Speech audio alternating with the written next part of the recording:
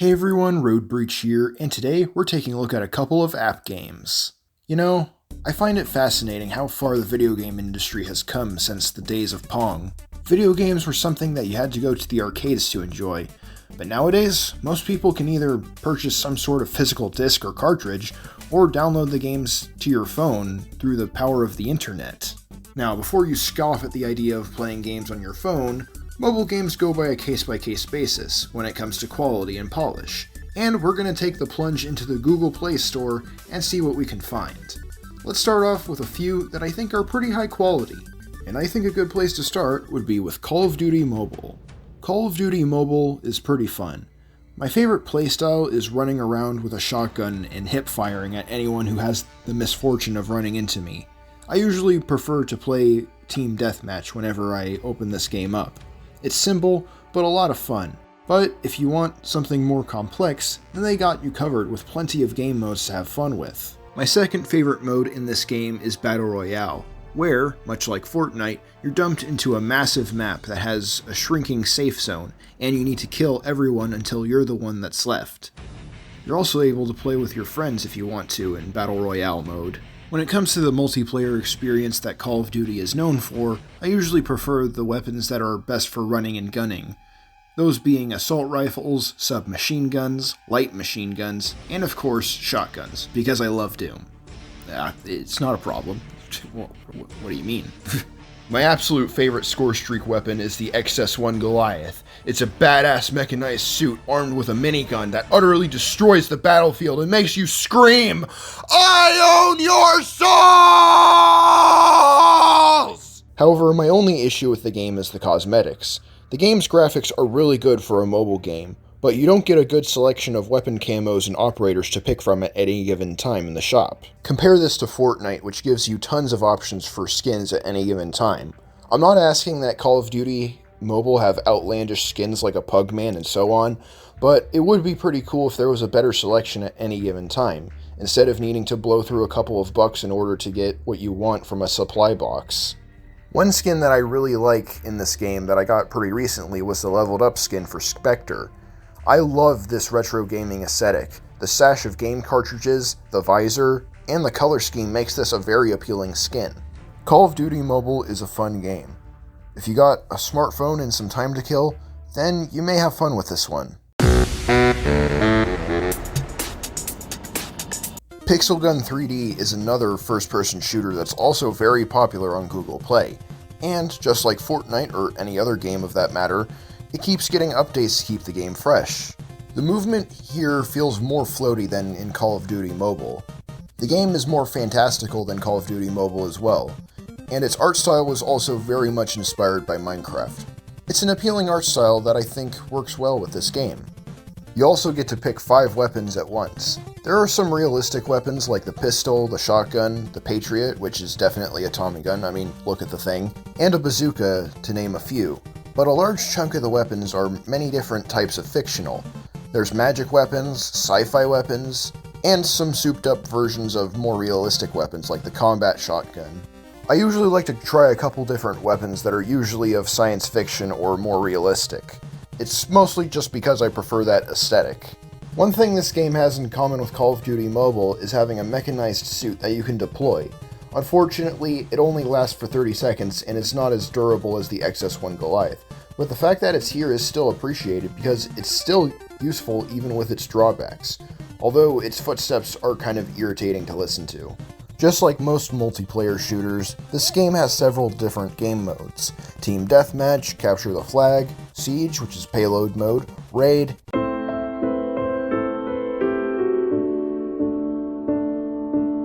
and Battle Royale. But there's also some mini-games that don't have shooting at all for posterity. There are some that I like, but I also find it strange that these are even here at all. I also appreciate being able to create your own skin with the skin editor. It's pretty simple to use, and you can create many different designs. The only issue that I have with this editor, though, is the fact that you can't create asymmetrical designs. So if you wanted to play as a Megazord, a Combiner, or something else that has an asymmetrical design that you think is cool, you can't do that. This game even has a story mode, And I did think the story took an interesting turn when they had the creator of the game get teleported into the game world. Right now, the team is working on the last chapter of the story mode. All of these chapters were released in subsequent years, and I remember playing the first chapter of the story mode a long time ago on my mom's Kindle Fire. And it was fun trying to get past the next challenge and see what the rest of the game had. Before we move on, there's 3 more things that I want to mention. The game has enemies that are reminiscent of Five Nights at Freddy's, which is appreciated. Insound Mine has a couple of Five Nights at Freddy's Easter eggs in the form of music cues in Desmond's apartment.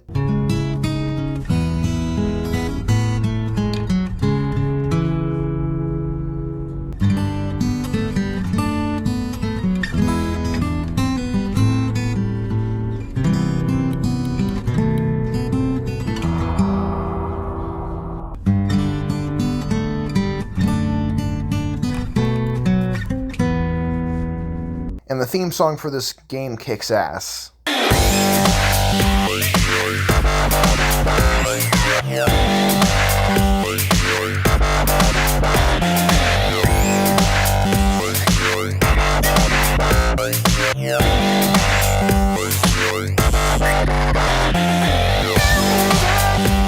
Pixel Gun 3D is a game that may not be perfect, but I still have a lot of fun with it nonetheless. Transformers Forged to Fight.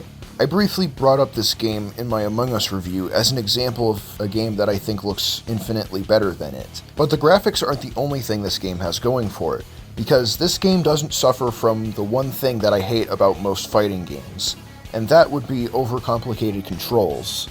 I can't stand the fact that a lot of fighting games have an infinite amount of button combinations and control stick / D-pad movements that you need to memorize in order to play the game properly. You expect me to learn all of this and execute it properly in the heat of battle? Seriously? But luckily, Transformers Forged to Fight is one of the few fighting games that understands that people don't like that nonsense. You just swipe to attack, hold your thumb on your character to block, tap on your opponent from far away for a ranged attack, and hold your thumb on your opponent for a vehicle mode attack. Why is it that this game understands this but most developers don't? It's a mystery. Anyway, this is a 3D fighting game much like Virtua Fighter or Tekken. Like a lot of app games, this game has an upgrade system, so you can level up your bots and stand better chances in tournaments or other events. You can even take lower ranking bots and merge them with higher ranking bots to make them even stronger. However, you will need to get some specific materials if you want to get past a specific level in order to max out your bot. Each bot is in one of 6 classes: Tactician, Scout, Warrior, Brawler, Demolition, and Technician. And some classes are weak against others, but if you're on the low end of the food chain, you can still win. But it'll be harder. I'm not sure how similar this is to Pokemon, because I don't know how well the type that's weak to the dominant type would fare in a battle besides getting its ass handed to it. But if that is the case there, it isn't the case here, because you can still win even if you're going up against a bot that's a better match for you. The key to victory here is usually based on the power level of your bot and squad. So if your squad has a power level that's within the recommended level for the chapter, you should be good to go. This meter down here is how charged up your super attack is. The first 2 levels are easy to dodge, but a fully charged up super attack is completely unavoidable, and you just have to hope that you're not low on health to survive it. It's like an ultimate attack in Smash that you need to be good enough to rebound from.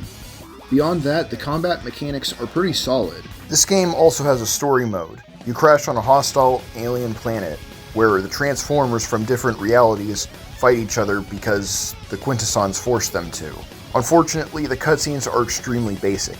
Just text boxes and pictures of the characters. These renders of the characters are well drawn, but unlike Team Sonic Racing, there's only one sprite per character, and there's no voice acting. There are multiple paths you can take in each chapter of the story, and if you want to complete each one, the path will give you a good indication of which paths you've already went on, so completing each chapter isn't a pain. One thing I found pretty interesting is that some of the character models are based off of a specific toy. G1 Optimus Prime, for instance, is based off the Combiner Wars toy, which I happen to own. But even though I like that, I hate the fact that there's 7 damn Sharkticons that pretty much waste slots like the Nobody Fire Emblem characters in Smash Ultimate. You don't need that many. It wastes slots. I apologize, that was stewing for a while and I needed to get that out. Anyway, since we're doing the Spider-Man No Way Home thing with different versions of the same character, how cool would it be if they added the Bumblebee versions of the characters in this game? All in all, Transformers Forged to Fight is a good Transformers game, and I would highly recommend it. Now, let's look at a couple of games that I think are just okay. Starting with Twerk Race 3D.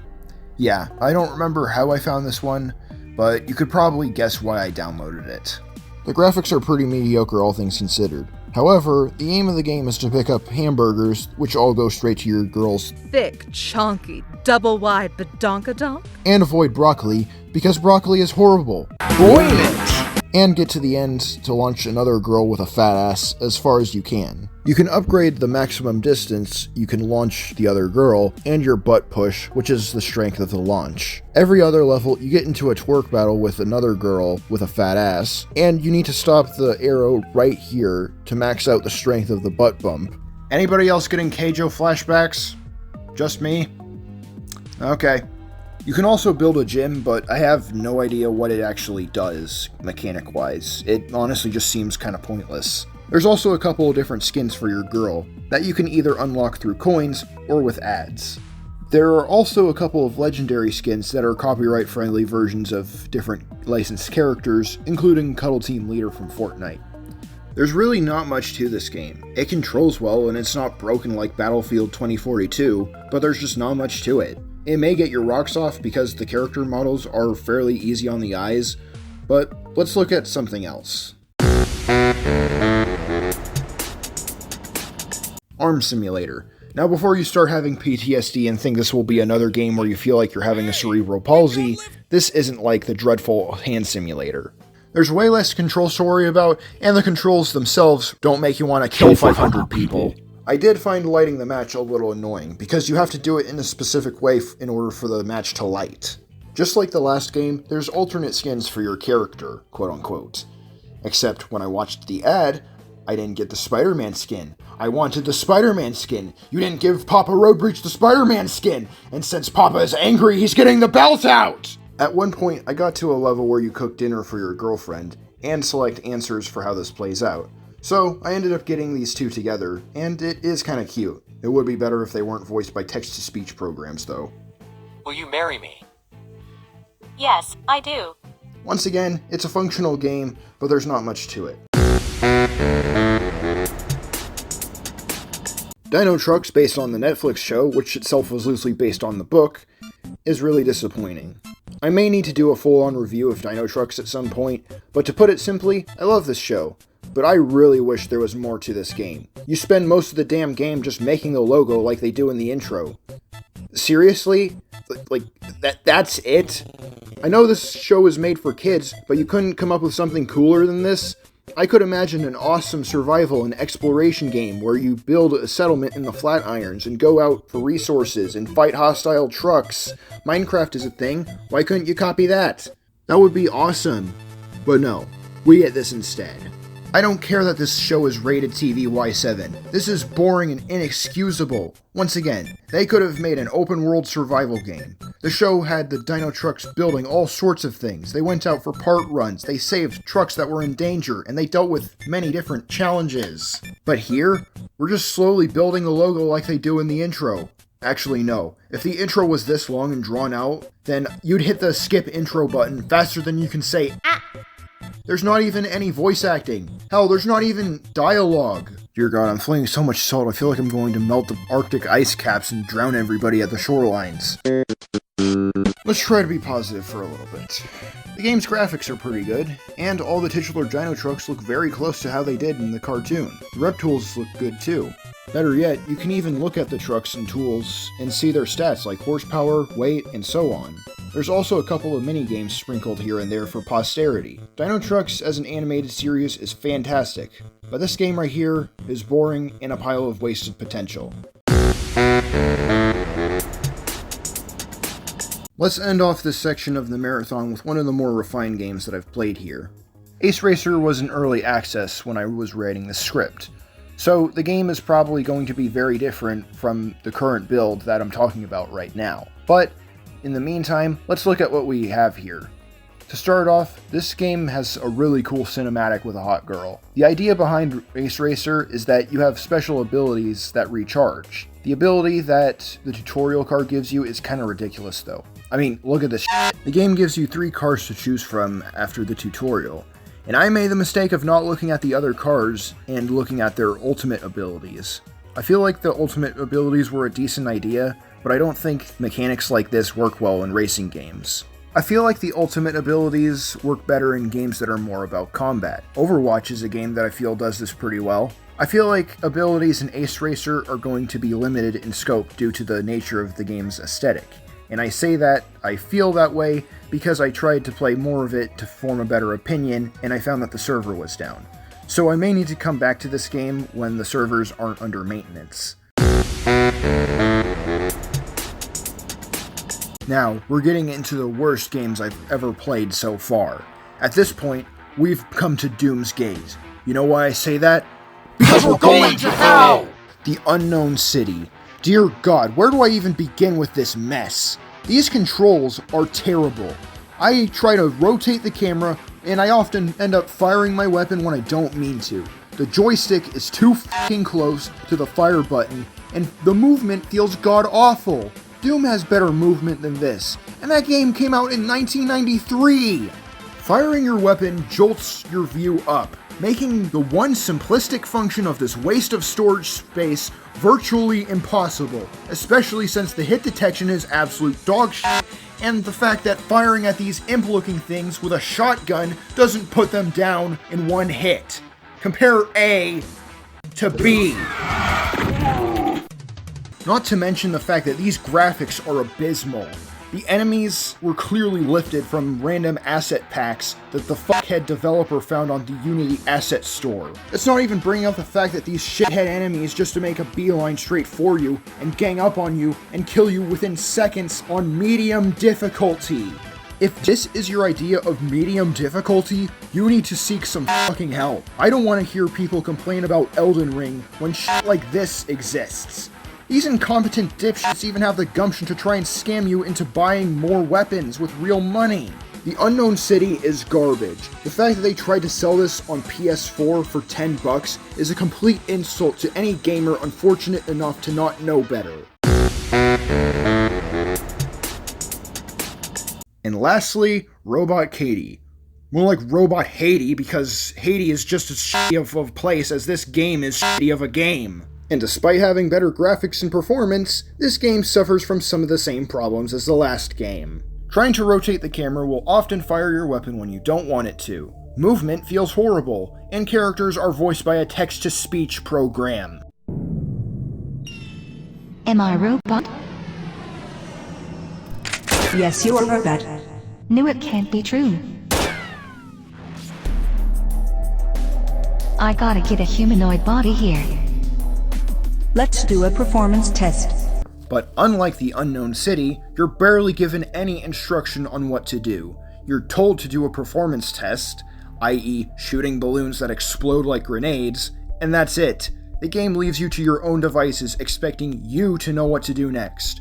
You're left to wander this big-ass facility with the vague pretense of story being pretty much irrelevant. The combat in this game is just as bad as the Unknown City, and trying to avoid incoming enemy attacks with the purchasable evasive maneuver feels more clunky than the lemons from Cars 2. In the words of the nerd, now I don't have a problem with challenge, but when the challenge is based on how fucking crippled the controls are, then fuck it! What's worse is that you have limited energy, so if you actually want to get places in this game in a reasonable amount of time, your energy will drain faster than the Switch. So, you're going to be left using the evasive maneuver to move your ass. You can recharge your energy and health, but it costs stars, which you have to stock up on beforehand in the shop on the main menu. But I'm not going to waste my money on in-game currency just so I can advance in such an abysmal game, let alone unlock the character that the damn game is named after. So that was my app game bonanza. I'm probably not going to do it this way again if I decide to do another one of these. I'm not enough of a masochist to subject myself to horrible games like the Unknown City or Robot Katie for extended periods of time. Besides that, I hope you enjoyed this video. Thanks for watching, and gotta zoom!